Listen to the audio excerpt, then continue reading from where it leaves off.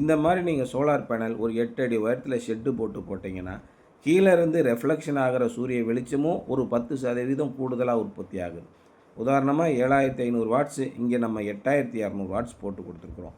8200 வாட்ஸில் ஒரு 10% அதிகமாக வச்சாலே அது ஒரு 800 வாட்ஸ். அப்போ 9000 வாட்ஸ் அளவுக்கு நமக்கு உற்பத்தி ஆகும்.